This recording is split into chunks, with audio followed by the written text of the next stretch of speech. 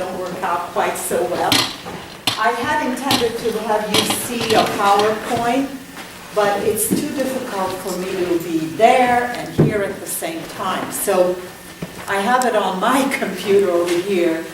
And the reason for that is there's a lot of things on there that I can't possibly memorize. I have seen and I have heard.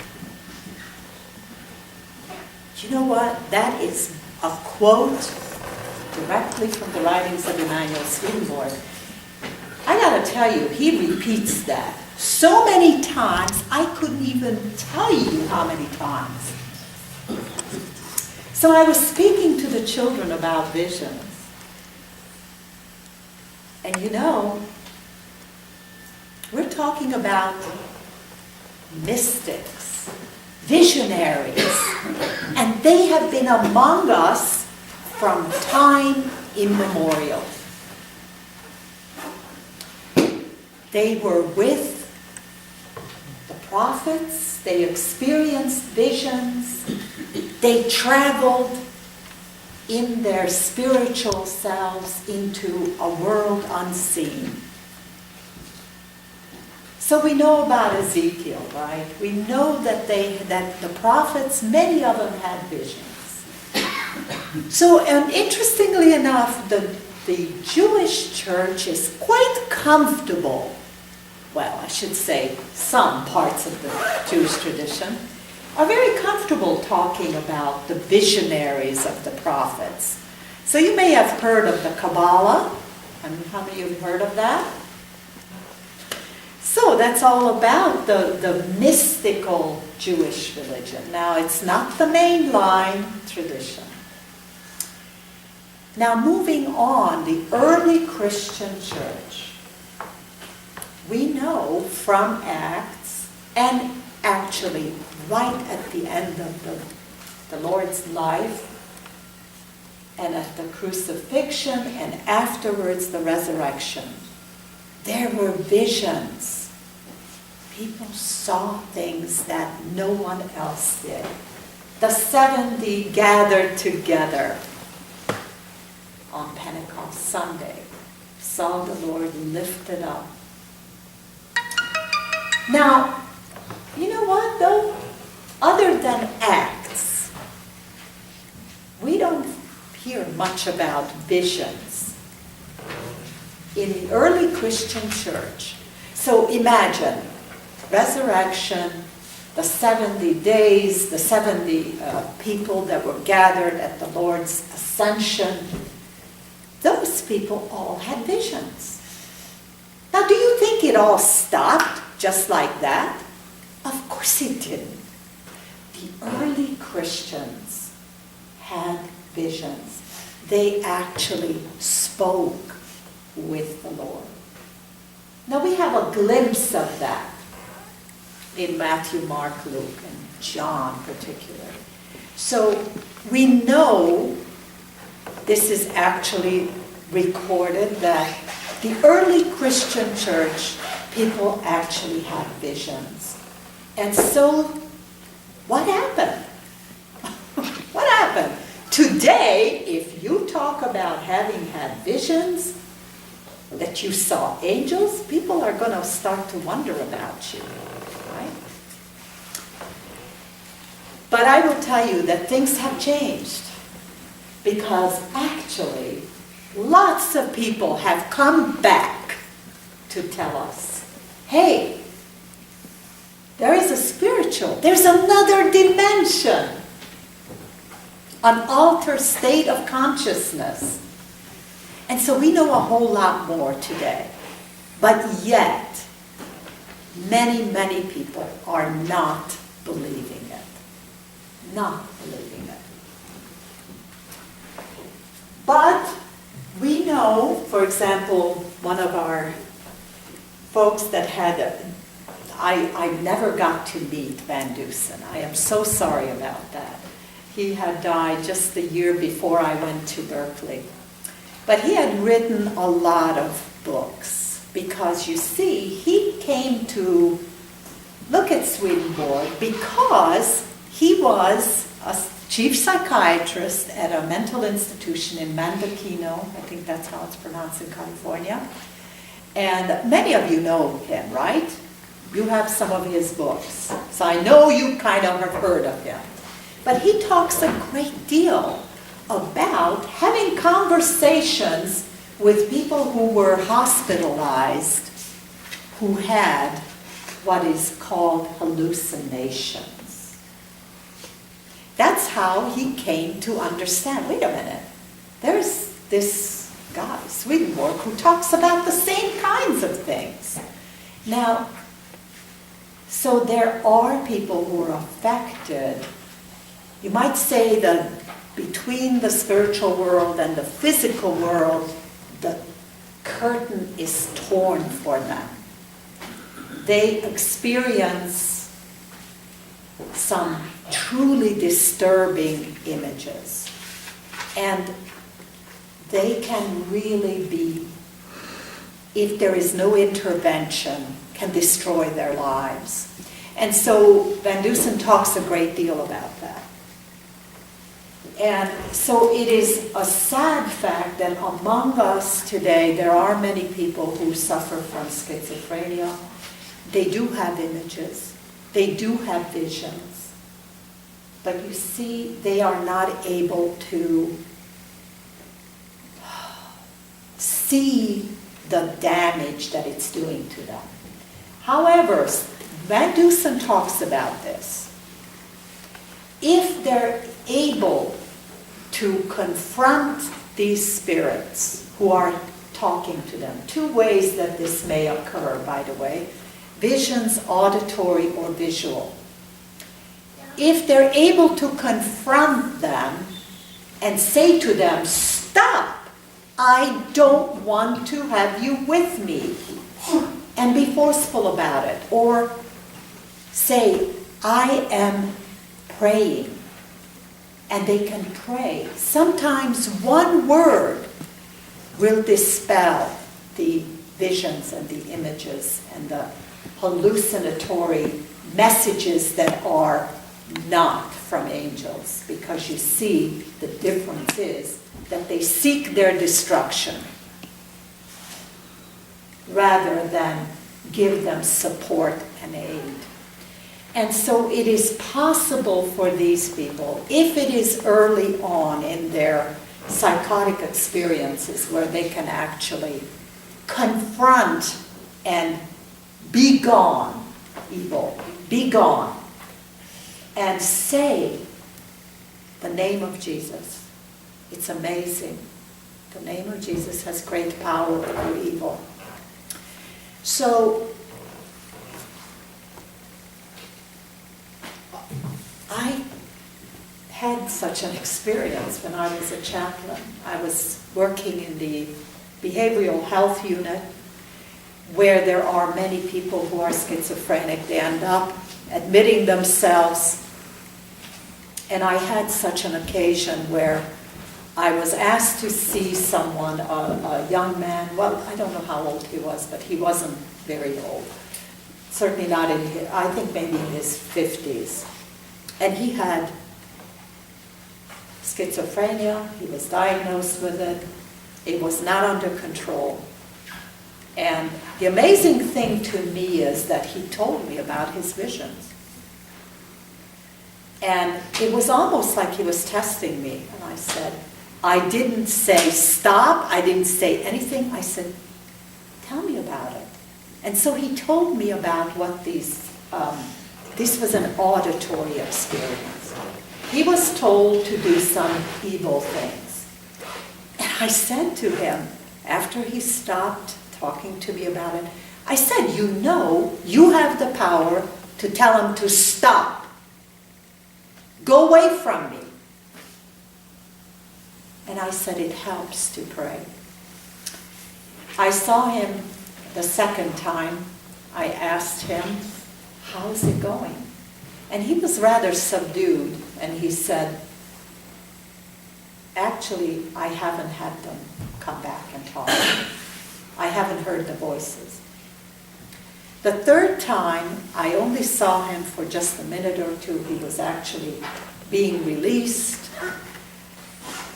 I just looked at him, and I cannot tell you whether it was holding. I don't know. But I had a sense that he may have kind of reverted back. It takes a great deal of power and support for people to confront evil spirits. But I will tell you, though, there are angels, and they have talked to many people. All of you have heard about near-death experiences, and so Swedenborg was actually, many have said, well, what Swedenborg had was near-death experiences. But of course that's not true, because he wasn't dying, you know. By definition, he did not have near-death experiences.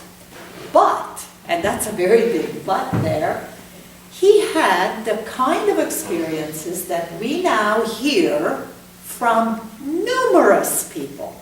I want to blow you away. 20 million people, estimated 20 million people, have had near-death experiences in this country alone.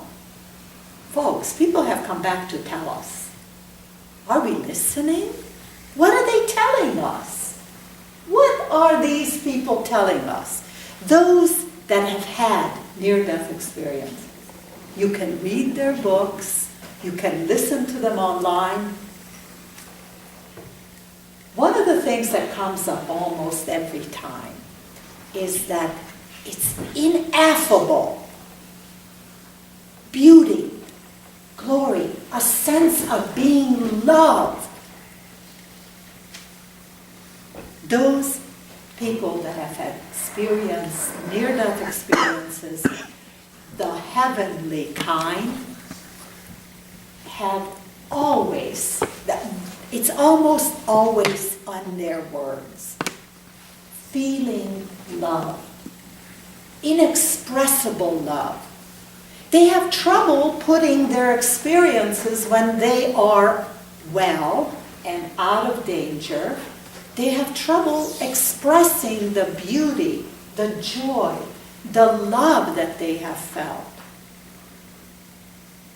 They could quote Swedenborg, I have seen and I have heard. And that is an amazing thing. Just as a matter of record, Raymond Moody, whom we've heard about, that wrote Life After Death. Is that the title of the book? Is that Life After Life. Life After Life, thank you. I was thinking.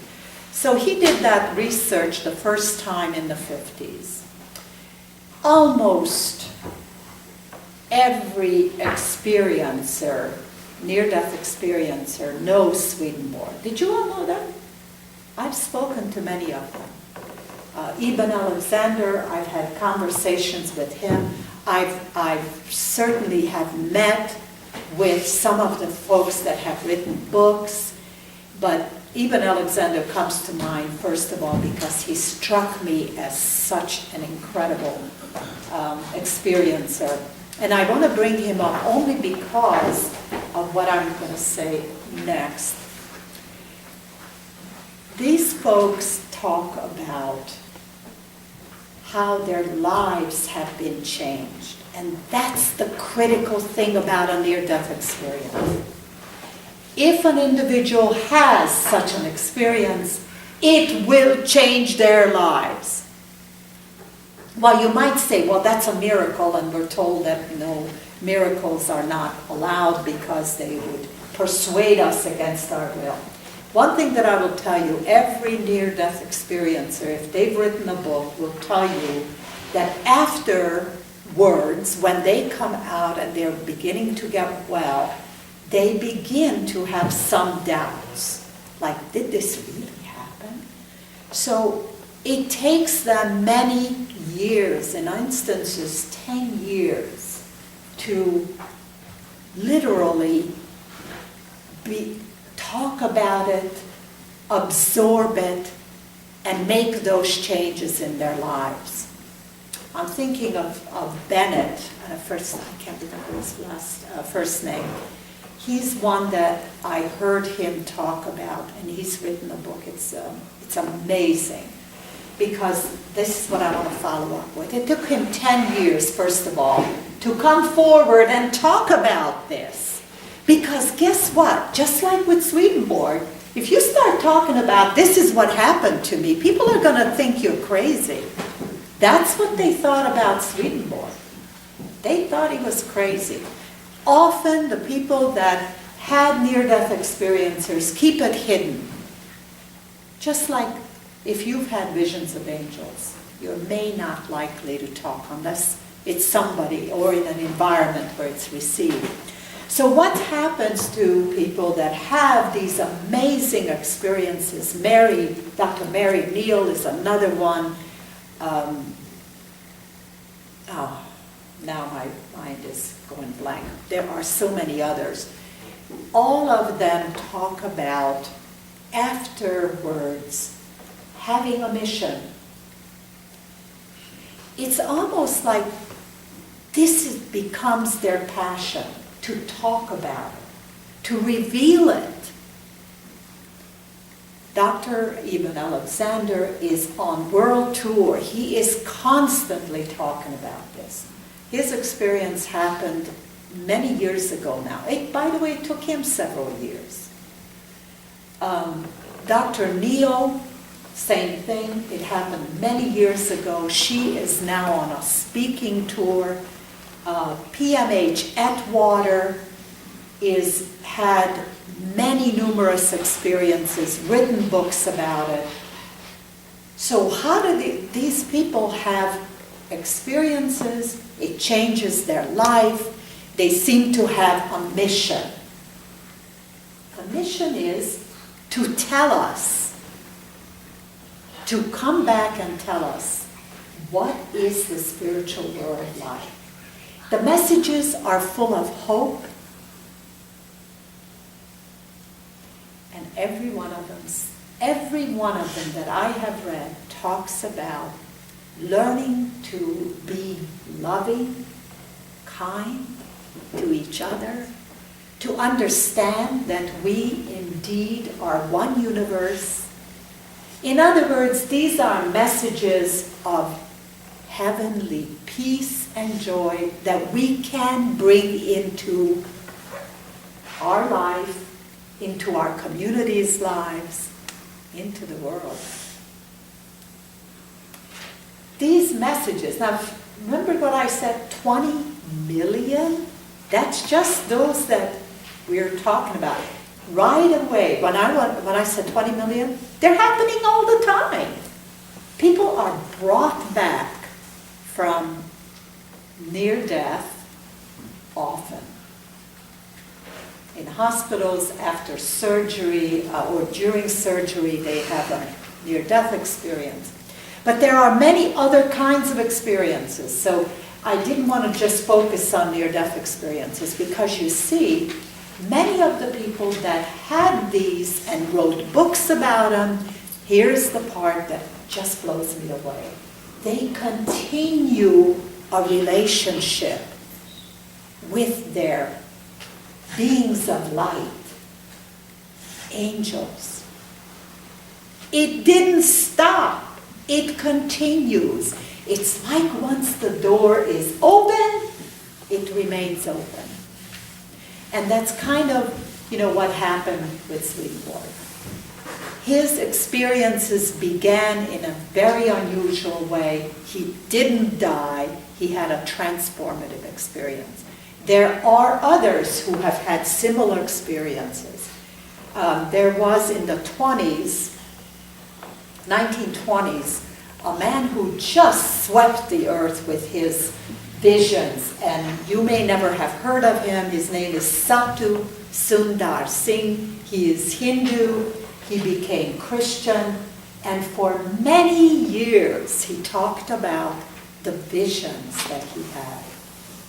I've read his book. I was blown away, folks.